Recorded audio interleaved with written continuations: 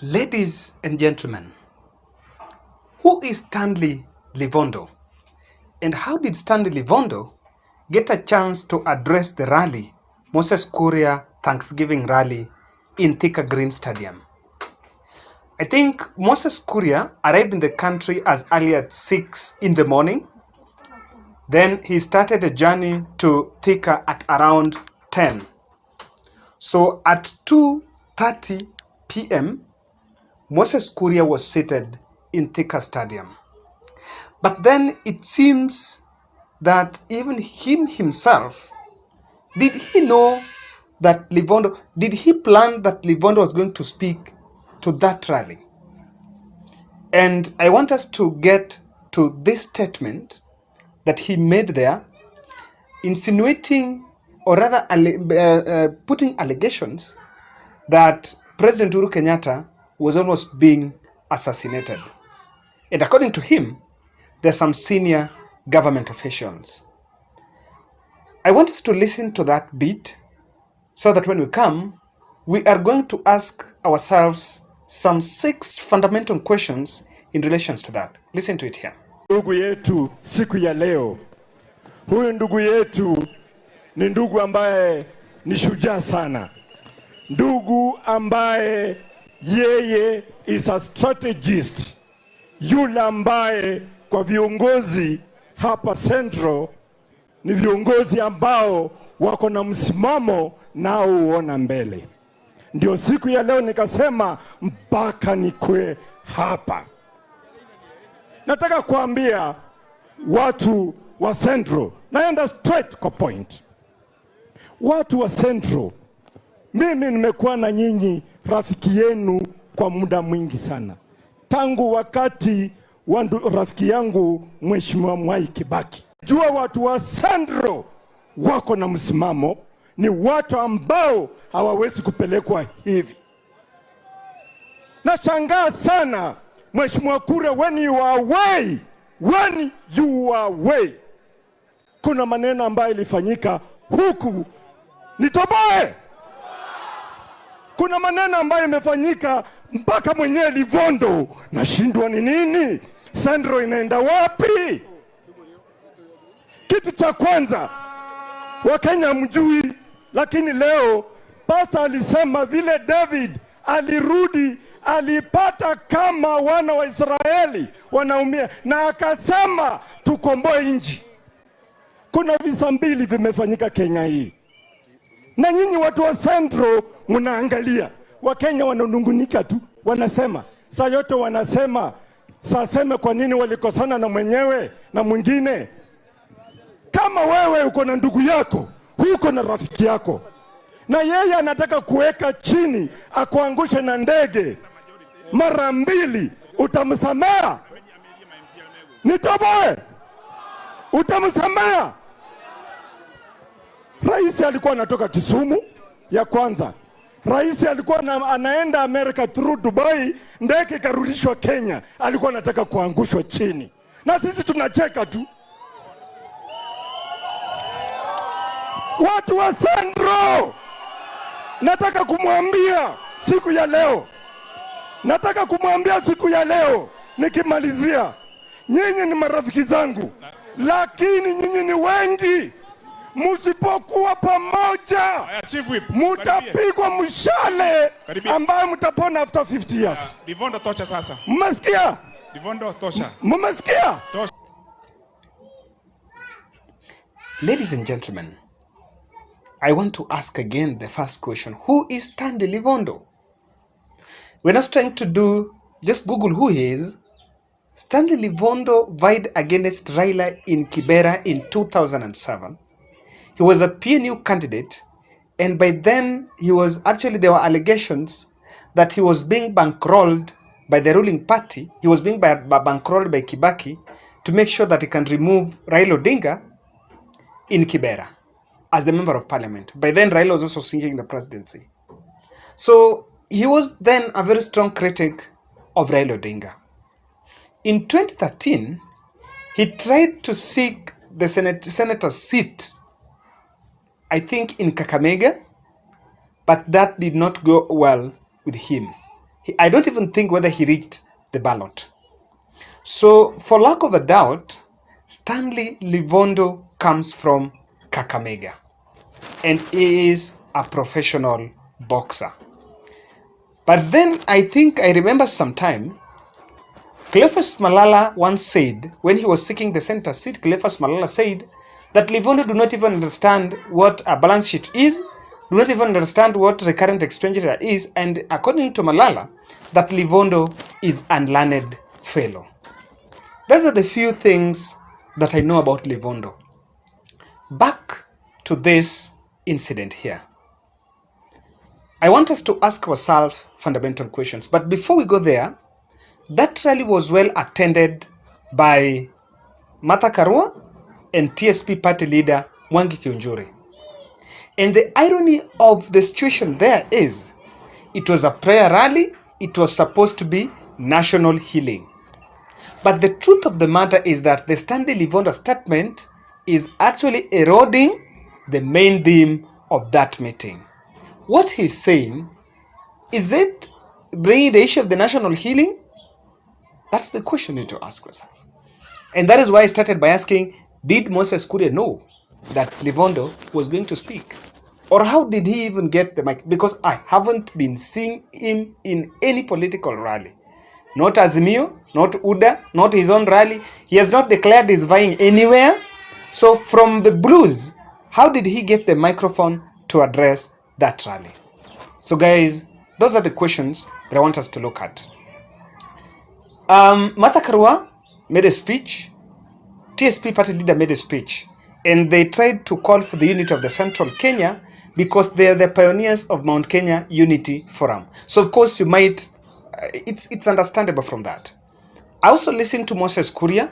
He was so categorical about what he wants for the Central Kenya people. Actually, in his stopover, I think he made a stopover in Juja, Ngige, and the famous Githurai, and he was saying directly to President Uhuru Kenyatta that hapo juu tupangwe, but hapa chini hatupangwingwi. So the other leaders down there, the MPs, MCS, and governor seat, I think he was saying that the residents should be allowed to vote in leaders of their choice. In that meeting, William Ruto was supposed to attend, but he did not attend because he met Moses Kuria in Dubai, and Moses Kuria mentioned that he had invited him, and the report that was captured on Star on Monday also wrote that part of William Ruto's Central Kenya tour will culminate in him attending Moses Kuria's event. But then before Moses Kuria came to Kenya, there was another meeting purportedly in Dubai where the Azimio team met Moses Kuria. So maybe they rained upon him so that William Ruto do not attend, or maybe you don't know why he didn't attend. Guys, let's ask ourselves a question. The allegations that Livondo is making are very heavy, and cannot come from the mood. The first question, who sent him there? Let's ask ourselves. Who sent him in that rally? Did Moses Kuria, is he a member of the party? Because he doesn't come from Central Kenya. Is he a member of that party, Chama cha Kazi, one? Or is he a personal friend to Moses Kuria, two? Or was he sent by some other people? Because I remember he wanted to say two instances. He actually said that one was the president, Dini was almost, I think it was diverted back to Dubai, but I think there was such a story somewhere. I can't remember one. But then, what he's saying is not new. Because I think David Murathe once said in Muranga that this guy even wanted to take the life of deputy president. And of course, this is an electioneering period. And this is something that is happening. So, as we ask ourselves who sent him with this information? Three, another question I want us to ask, what was the motive? What was the motive of talking about it? And why specifically that rally, why specifically they chose Moses Kuria's rally? Did someone want to erode the Moses Kuria's? Because the truth of the matter, I just checked in Twitter, Livondo is trending at number 1. And Moses Kuria was trending, Return of Jamba is now at number 2. Did someone want to steal the show from Moses Kuria? Was he planted by someone there so that he can spoil the euphoria of that? And what is the motive? In my own understanding, there is the direct motive. One, someone might even argue that this is one of, and in fact what Livondo was answering is why Uhuru fell out with Deputy President. So Uhuru had been saying that he was going to tell Central Kenya why he fell out. And of course, people have said that everything has been said. Everything has been said. And so what Uhuru was going to say, maybe people are waiting. So my point here is this.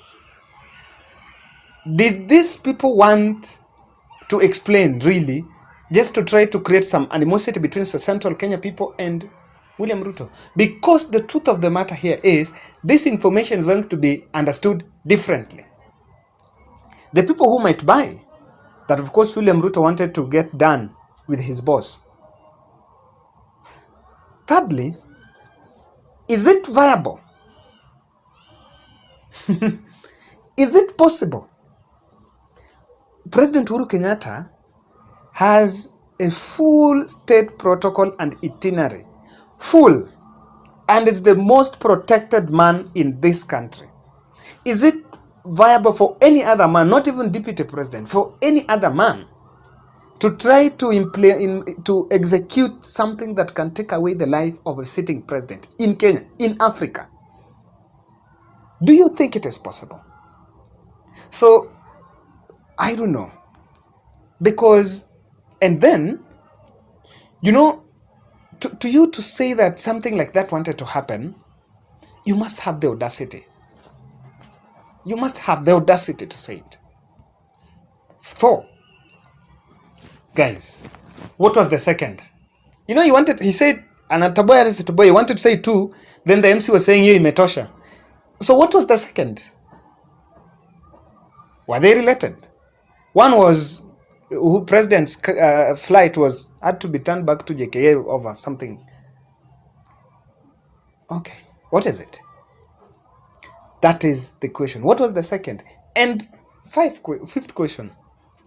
Did Stanley Livondo, was he oblivious of the repercussions of this statement in terms of how he will be apprehended?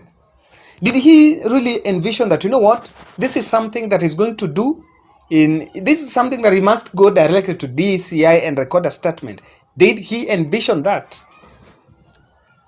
Did he envision that?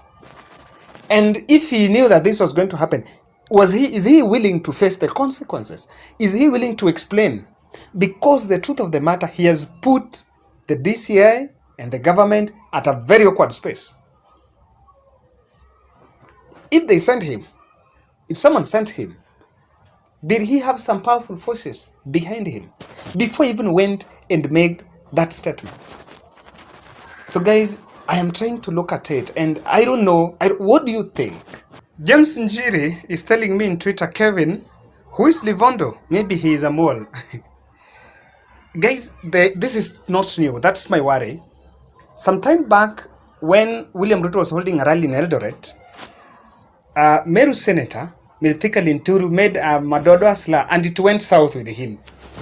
And from that point, he was actually removed from William Ruto's inner cabinet and is not normally very active in UDA. Actually, William Ruto was in Meru, and I didn't see Mithika Linturi there. If he was there, someone should challenge me.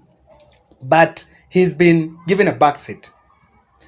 Somewhere there, also Sabina Chege talked some few words about how they rigged the 2017 general election, and it didn't go well.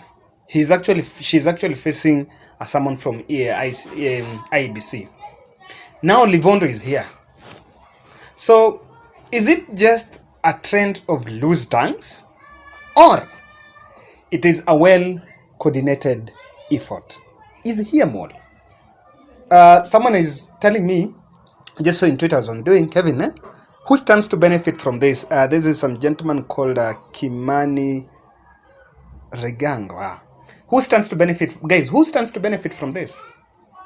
Because there is someone now saying, oh, I will go to Uganda after elections done.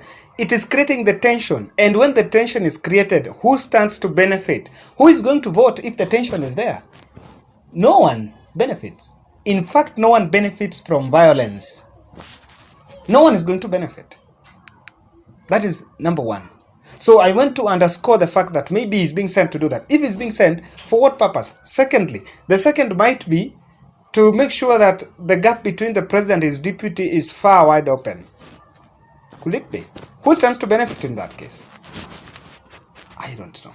Guys, that's my analysis. Also ask yourself, what do you think is happening? Why is Livondo making this statement? Who sent Livondo? Did Moses Kuria know? And my question is, Livondo came from the moon. Or someone should tell us, did he come to the stadium with Moses Kuria? Or did Moses Kuria find him there? And I know that if you look at that meeting, most speakers there are from central Kenya. They were actually speaking in Kikuyu. Livondo is a non-Kikuyu who was there and was fixed in the program, and he made that statement. And I normally know one thing. Before politicians go on stage, there is normally that session where they meet, they discuss, they say, you say this, you say this, you say this. If that was it, the truth of the matter here is the mood of that rally did not really go against William Ruto. No one was, if it is an Azimio rally where people are attacking William Ruto, then someone comes up with such allegation, maybe you find some coherence. But the other people, no one was even attacking Deputy President. I don't think there was that mood of attacking Deputy President. I don't think there was that. That mood was not there. So that's my analysis. Who do you think sent Stanley Livondo? Or Livondo? Do you think Livondo is a mole? And if it is mole, from who? Let's get back. We'll get back to this issue as it continues to unfold.